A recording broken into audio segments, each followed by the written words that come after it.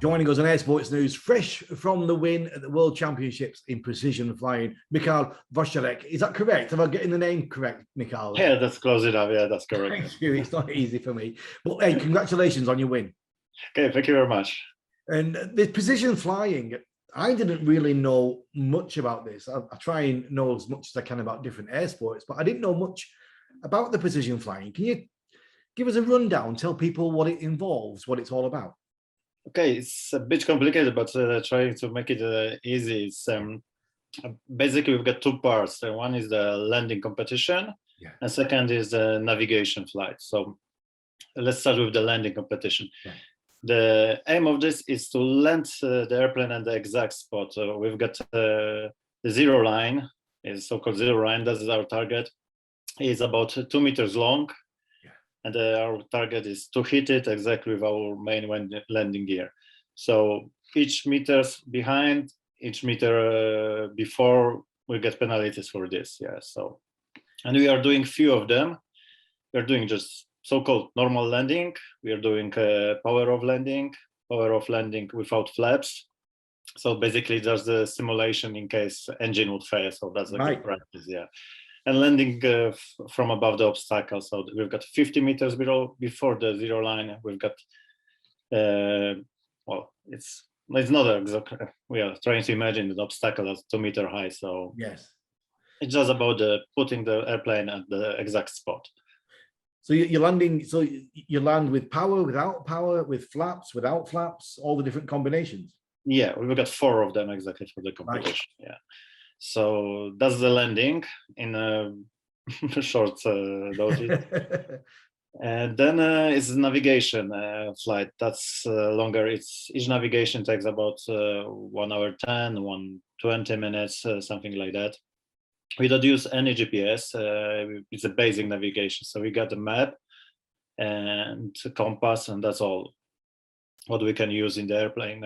No other navigation help. So old style, I would say old style. Old style. Yeah. So that's the basic. That's we start. We need to fly on the route, be on the road. And with that, we've got exact times. It's not who is the fastest, but who is more precise.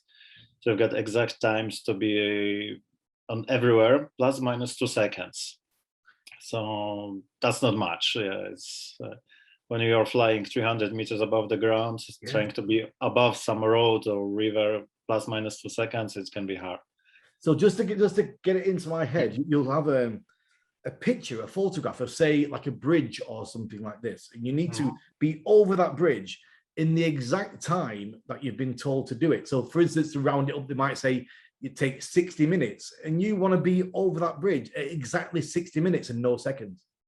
Yeah, but we don't have a photograph of that. Yeah. So they can measure our time. We've got like 15 to 20 secret checkpoints. They can be everywhere. We don't know where. So that's the point. Any river, any road, any house, it must be on the map and it must be on the ground. So we don't know where.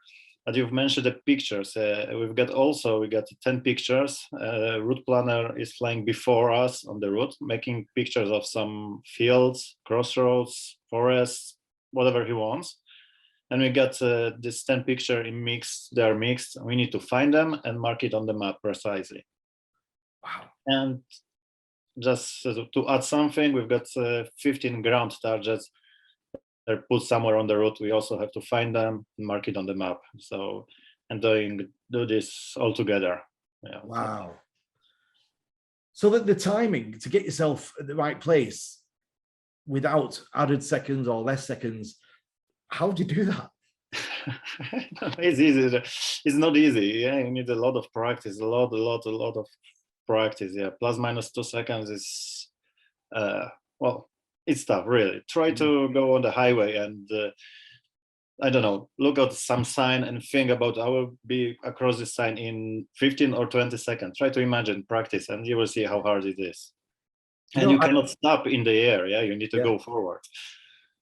When I used to do something a little bit similar, not quite safe. I don't know if I should tell you about it, but when I first started skydiving, my local airfield that I used to go to was approximately an hour away, just over an hour. And I used to start the car and hit a stopwatch and see where I could get to on exactly 60 minutes.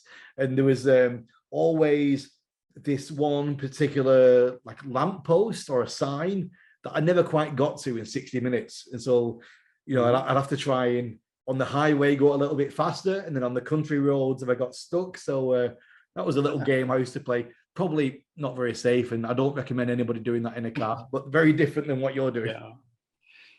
Yeah. Great. And basically, long story short, that's it.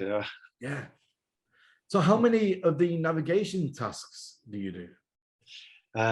We've done usually 3. Yes. On the World Championships, we are doing 3 navigation tasks. So one day is for the landing practice, and 3 days for navigation. And the timing, where does that come from? Does somebody fly it and decide how long it should take, or how does the timing get set? They're making just basic calculation, we are flying with the speed of 70 knots per hour. Yes. And then we are calculating the wind, so the ground speed is changing with that. We've got exact calculation, and we are making minute marks on the map, and we are trying to do it. Fantastic. How did you get started in this then? When did it all begin for you? When it begins, whoa, it's been, I'm flying like 20 years, more than 20 years in competition. Yeah. Yes. Starting in nationals, few years later internationals, some going to wars. Yeah, so it's been a while. And Poland did really well in this World Championships. Yeah, it was quite good. We've got first and the second place. The number 3 was Czech. Yes. So yeah, it was pretty good for us, and also as a team trophy came to Poland. So yeah. And the landing, just tell me again about the landing. It's in the actual target you're aiming for. What size is that? It's 12 meters wide, 2 meters long. Yes. And that's the target. And each meters counts after and before. So that's the penalties for this.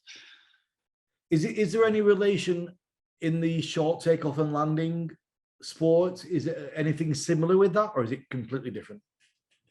Maybe short landing, something. The takeoff doesn't count. Yes. We are not measuring takeoff, but it's about the landing and it's precise spot. Yeah. Is it decided which aircraft to use, or do you use any aircraft? What aircraft can you use on your sport? Well, we can use any aircraft, but the best aircraft for this competition are Cessna 152. Yeah. I think most of the competitors flew on this. There was one Tecnam, a few Cessna 172. But Cessna 152 is tested, and it's one of the best airplanes for this competition. A friend of mine, she's just got her PPL. Is this something she could start doing, or I mean, how does somebody get into it? Sure, in Poland is no problem. I don't know how it's in other countries here, but just go to the Aero Club, ask them for the competition, and you can join us. During the year, we've got like 3-4 competitions. Yeah. Before each, there's a training, so the young pilots can come and join and look for the more experience. That's how I started. I was flying with the experienced guys, and then on my own. So yeah, it's open. Do you help each other out? Are you quite good with giving advice to the new pilots? Well, to some stage, yeah, as I said, for the new pilots, but yeah, it's like with marching shows, yeah, we are not helping each other. Sorry. Brilliant, no, of course. Yeah. Oh yeah, well, we are fighting in the air, but on the ground, we are all friends. So yeah. Brilliant. Well, listen, congratulations on your win. It's a brilliant achievement. Good for Poland as well, and thank you very well much. done. And thank you for joining us on Air Sports News. I really appreciate it. Thank you. Take care now. Bye bye. Bye bye.